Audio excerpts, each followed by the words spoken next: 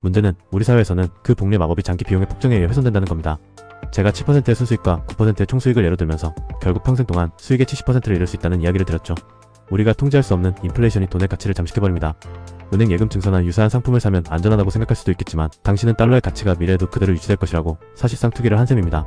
달러의 가치가 그대로 유지될 것이라고 투기를 한 셈입니다.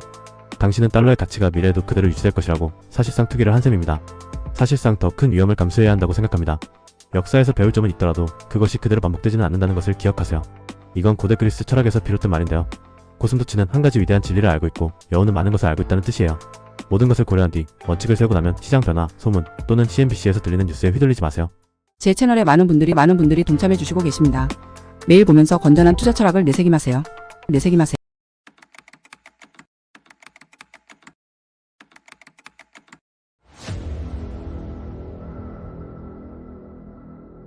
이걸 보글의 10가지 간단한 투자 성공 법칙이라고 부를 수 있을 것 같아요. 제가 하나씩 말씀드릴 테니까 그에 대해 각각 한마디씩 해주실 수 있을까요? 첫 번째 법칙은 아까 말씀하신 평균 회귀에 관한 것인데 조금 더 풀어서 설명해 주실 수 있나요? 이 부분은 당신이 강조하는 중요한 법칙인 것 같아요.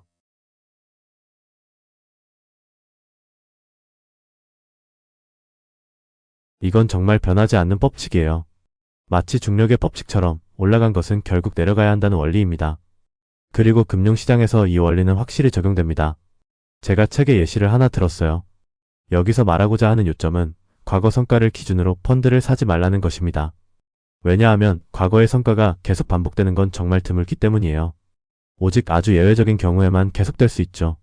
사람들이 실수하는 부분은 방금 전에 말했듯이 성공적인 펀드에 돈을 넣는다는 겁니다.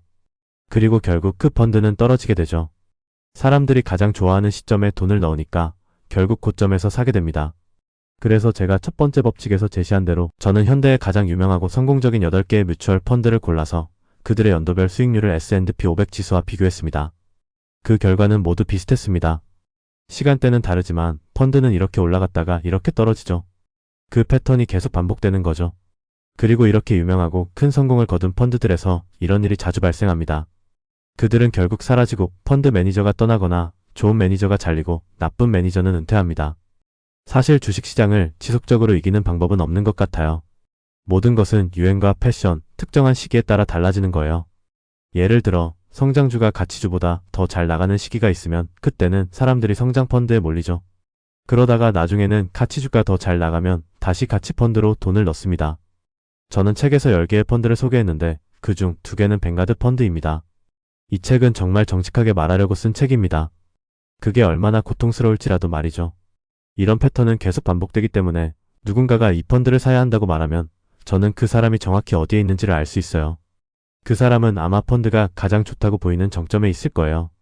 그래서 그 시점에 돈을 넣으면 결국 실망하게 되죠. 그런데 이건 금융 비즈니스에서 흔히 일어나는 일이에요.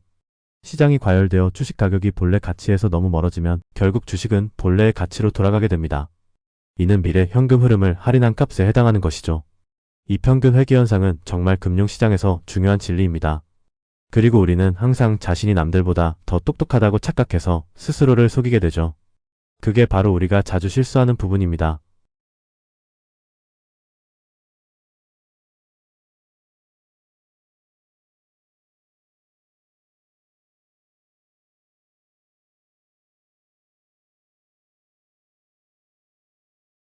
두 번째 법칙은 시간은 당신의 친구, 충동은 적이라는 것입니다. 시간은 왜 당신의 친구가 되는 걸까요? 그건 우리가 복리라는 기적을 경험하고 있기 때문입니다. 20년, 30년, 40년, 50년 동안 투자하는 것인데요. 오늘날 젊은 사람들이라면 투자 기간이 아마도 70년 이상이 될 겁니다. 왜냐하면 지금 20살인 사람들의 평균 기대 수명이 90세 정도니까요. 그래서 은퇴 후에도 계속 투자를 해야 할 것입니다. 물론 은퇴는 60대나 70대가 될 텐데 결국 시간이 지나면서 복리 효과가 커지는 것입니다. 아인슈타인은 복리를 가장 위대한 금융의 기적이라고 불렀다고 하죠. 그래서 이 복리 효과를 잘 활용해야 해요. 그걸 방해하는 유일한 요소는 단기적인 생각입니다. 사람들이 시장의 오르내림에 너무 신경을 쓰게 되는데 특히 내리막일 때 더 불안해하는 경향이 있죠.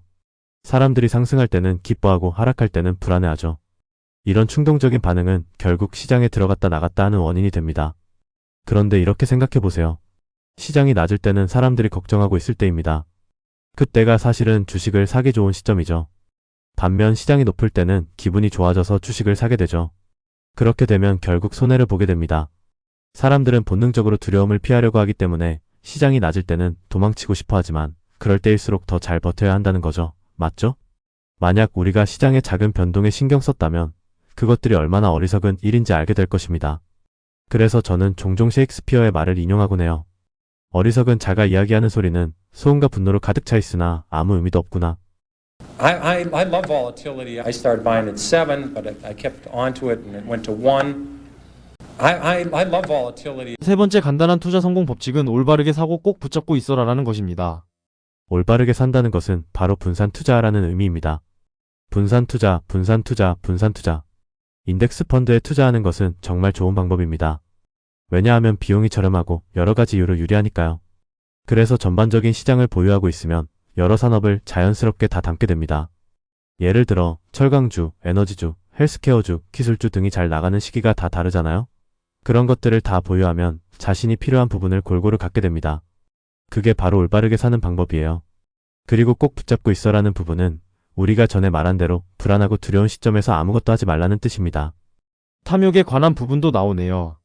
당신의 10가지 법칙 중 하나는 현실적인 기대를 가지라는 것입니다. 맞아요. 베이글과 도넛 비유는 제가 몇 년 전에 한 강연에서 나온 이야기인데 그때 제가 투자 세계를 비유하면서 말씀드린 거예요. 베이글은 영양가가 있는 실용적인 것이고 도넛은 달콤하고 일시적인 기쁨을 주지만 장기적으로는 도움이 되지 않는 것입니다. 그래서 장기 투자, 즉 제가 설명한 전략은 베이글에 해당하고 단기 투기나 예측은 도넛에 해당한다고 볼 수 있어요. 이 비유를 통해 여러분이 어떤 것을 선택할지 잘 고민해보라는 의미였습니다. 물론 도넛을 만드는 사람들께는 존경을 표합니다만 장기적으로 보면 도넛은 아무 도움이 되지 않아요. 아주 좋은 비유입니다. 이제 5번째 법칙은 건초 더미 속에서 바늘 찾기를 잊어라 라는 것입니다. 그 의미는 무엇인가요? 그것이 바로 인덱스 투자, 즉 자산을 분산시키는 것의 논리입니다. 주식이나 펀드를 고르면서 승자를 찾아내는 건 정말 어려운 일이죠. 건초 더미 속에서 바늘을 찾는다는 비유는 그런 어려움을 표현한 말이에요. 그냥 잊으세요. 시도할 가치도 없다는 뜻이에요. 건초 더미를 소유하라는 말은 미국 전체 주식시장이나 세계 전체 주식시장을 소유하라는 뜻이에요. 사람마다 이에 대한 생각은 다르겠지만 일단 그 건초 더미를 갖게 되면 그 다음엔 아무것도 하지 마세요. 더 이상 바늘을 찾으려 하지 마세요. 또 다른 간단한 규칙 하나는 딜러의 몫을 최소화하라는 겁니다. 네, 그건 제가 아까 언급한 내용과 매우 비슷한 이야기입니다. 이건 비용을 줄이라는 뜻이에요. 제가 말씀드린 복리의 마법에 대해 기억하시나요? 장기적으로 수익이 기하급수적으로 증가하는 그 수학적인 마법이요. 문제는 우리 사회에서는 그 복리의 마법이 장기 비용의 폭정에 의해 훼손된다는 겁니다. 제가 7%의 순수익과 9%의 총수익을 예로 들면서 결국 평생 동안 수익의 70%를 잃을 수 있다는 이야기를 드렸죠. 이 점을 꼭 명심하세요. 한편 당신의 규칙 중 하나는 위험에서 도망칠 수 없다는 것이죠. 특히 나이 든 사람들, 은퇴한 사람들과 같이 더 이상 일을 통해 돈을 벌지 않는 사람들에게는 이게 큰 문제일 겁니다. 맞아요. 기본적인 논리는 이렇습니다. 우리가 통제할 수 없는 인플레이션이 돈의 가치를 잠식해버립니다. 은행 예금 증서나 유사한 상품을 사면 안전하다고 생각할 수도 있겠지만 예를 들어 10년 동안 그 상품의 가치는 보수적으로 봐도 30% 감소할 겁니다. 물론 약간의 이자가 발생하겠지만 달러의 가치가 30% 감소하면 즉 연평균 2.5% 정도의 인플레이션이 발생하는 겁니다. 당신은 달러의 가치가 미래에도 그대로 유지될 것이라고 사실상 투기를 한 셈입니다. 하지만 달러는 지금까지 한 번도 그대로 유지된 적이 없었고 우리 생애 동안에도 그러지 않을 겁니다. 그래서 그게 큰 위험이에요. 주식과 채권을 비교해보면 적어도 주식은 인플레이션의 영향을 극복할 가능성이 있습니다. 제가 이를 뒷받침할 수 있는 데이터를 가지고 있어요. 주식의 배당 수익률이 약 2%이고 잠재적인 이익 성장률이 5% 정도라면 주식은 앞으로 10년 동안 7% 정도의 총수익을 제공할 가능성이 높습니다. 이건 비용을 제외한 숫자이고 꽤 보수적인 예상이지만 현실적인 수치입니다. 반면 채권은 아마 2.5% 정도를 제공할 겁니다. 만약 인플레이션이 2.5%라고 가정하면 채권에서 얻는 2.5% 수익은 앞으로 10년 동안 본전치기 투자와 다름없습니다. 이건 은퇴 자금을 마련하려는 사람들에게는 충분하지 않을 것입니다. 만약 X 금액의 돈이 있고 0%의 수익을 올리고 있다면 아무리 절약하며 살아도 가지고 있는 돈의 구매력은 계속 줄어들게 됩니다. 우리는 정말 투자하기 어려운 시대를 살고 있어요. 제가 본 것 중 가장 어려운 시대입니다. 이유는 이렇습니다. 주식은 더 많은 변동성 위험이 있어요. 즉 가격이 오르락내리락하죠. 반면 채권은 하루하루 꽤 안정적이에요. 하지만 위험뿐만 아니라 수익도 고려해야 합니다. 주식의 수익률은 7%에 가까울 가능성이 높다고 생각합니다. 반면 채권은 2.5%에 거의 확실한 수익률을 제공합니다. 저는 사실 채권에 대해 관대하게 말하고 있는 겁니다. 현재 10년 만기 국채의 수익률은 고작 1.6%입니다. 그래서 조금 더 위험을 감수해서라도 회사채에 투자해야 하고 사실상 더 큰 위험을 감수해야 한다고 생각합니다. 그래서 당신 말은 낮은 수익률의 채권을 보유하는 것이 더 위험하다는 것인가요? 아니면 변동성이 큰 주식을 보유하는 것이 더 위험하다는 것인가요? 바로 그 질문이에요. 저는 주식과 채권을 함께 보유하는 균형 잡힌 포트폴리오 아이디어를 좋아합니다. 하지만 오늘날에는 매우 낮은 금리로 인해 조금 다르게 생각해야 합니다. 머니마켓 펀드는 거의 구매할 가치가 없어요. 평균 수익률이 0.2%에 불과합니다. 제 생각에는 고품질 단기 채권 펀드를 구매하는 것이 더 낫습니다. 투자의 전체적인 위험을 봐야 해요. 단순히 변동성 위험뿐만 아니라 배당 수익 위험까지도요. 주식에서 2% 수익을 얻을 수 있는 상황에서 CD에서 1%밖에 얻지 못한다면 구매력에서 큰 손실을 보게 될 겁니다. 당신이 말한 마지막 전쟁을 피하라는 것과도 관련 있는 것 같은데요. 그건 무슨 뜻인가요? 우리는 과거를 돌아볼 때 과거의 수익률이나 경제 환경에 집중하는 경향이 있습니다. 예를 들어 1960년대 중반의 사람들은 인플레이션에 대한 공포로 마비 상태에 빠져 있었어요. 당시 인플레이션은 5에서 7% 수준이었어요. 사람들은 인플레이션을 피하려면 어떻게 해야 하지? 라고 생각했죠. 그러나 그 시점 이후로 인플레이션이 멈췄고 이후에는 2에서 4% 정도의 낮은 인플레이션율을 보였습니다. 결론은 이전의 높은 인플레이션에 대비한다는 것은 그것이 앞으로도 계속될 것이라는 가정에 기반한 것입니다. 하지만 그것은 반드시 지속되지 않아요. 그리고 우리가 그 변화가 언제 올지 알 수 없다는 것이 문제입니다. 오늘날의 상황도 복잡합니다. 과거 주식의 평균 수익률은 9%였습니다. 그래서 사람들은 나는 그 9%를 원해. 그러니 주식에 투자할 거야 라고 생각하죠. 하지만 그것은 과거의 이야기입니다. 현재 주식의 미래 예상 수익률은 약 7%로 과거보다 2% 낮을 겁니다. 왜 그런지 아세요? 아주 간단합니다. 100년 동안 9%의 평균 수익률은 4.5%의 배당 수익률과 4.5%의 이익 성장률로 이루어진 것입니다. 하지만 오늘날 주식의 배당 수익률은 2.1%에 불과합니다. 즉, 그 추가적인 2.5%는 더 이상 기대할 수 없습니다. 수학적으로 계산해보면 앞으로 주식의 수익률은 6.57% 정도가 될 겁니다. 과거와 똑같은 결과를 기대하지 마세요. 과거는 흥미롭긴 하지만 역사에서 배울 점은 있더라도 그것이 그대로 반복되지는 않는다는 것을 기억하세요. 마크 트웨인이 말했듯 역사는 반복되지는 않지만 때로는 비슷하게 흐릅니다. 역사를 듣지 말라고 하시니 흥미롭네요. 단기와 장기를 비교하면서 또 하나의 간단한 규칙으로 고슴도치가 여우를 이긴다는 말도 하셨죠. 그건 무슨 뜻인가요? 이건 고대 그리스 철학에서 비롯된 말인데요. 고슴도치는 한 가지 위대한 진리를 알고 있고 여우는 많은 것을 알고 있다는 뜻이에요. 여기서 고슴도치는 패시브 인덱스 투자, 즉 시장 전체를 소유하는 투자를 의미하고 여우는 적극적으로 운영하는 투자 방식을 뜻합니다. 고슴도치는 한 가지에 집중합니다. 즉 시장을 소유하는 것.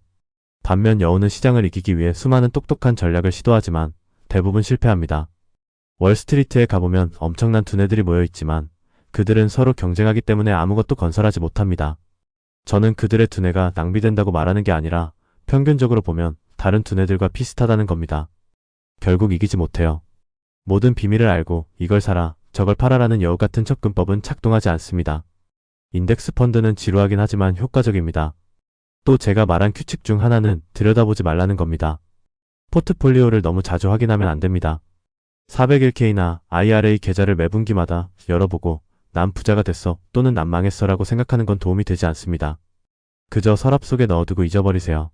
제레미 시길도 똑같이 말했어요. 너무 자주 보면 오히려 안 좋다고요. 그리고 여기서 또 하나의 간단한 규칙이 나오는데요. 바로 하던 것을 유지하라는 겁니다. 이미 살짝 이야기했지만 이는 당신의 리스크 선호도와 재정 계획을 고려하여 지능적인 자산 배분을 설정한 뒤 그것을 유지하라는 뜻이에요. 많은 사람들이 사회보장의 가치를 무시하는데 이는 은퇴 시점에 약 40만 50만 달러 정도의 자산 가치를 지닌 것으로 볼 수 있어요. 비록 자산 자체를 소유한 건 아니지만 안정적인 수입원을 제공하죠. 생활비 상승에 대비한 보험 같은 역할을 합니다. 모든 것을 고려한 뒤 원칙을 세우고 나면 시장 변화, 소문 또는 CNBC에서 들리는 뉴스에 휘둘리지 마세요. 구독과 좋아요 감사합니다. 2024년 9월 11일 시작이래. 제 채널에 많은 분들이 동참해 주시고 계십니다. 컴파운딩 되고 있어요. 기회를 놓치지 마세요. 매일 보면서 건전한 투자 철학을 내새김하세요. 비 더 퍼스트 투 노.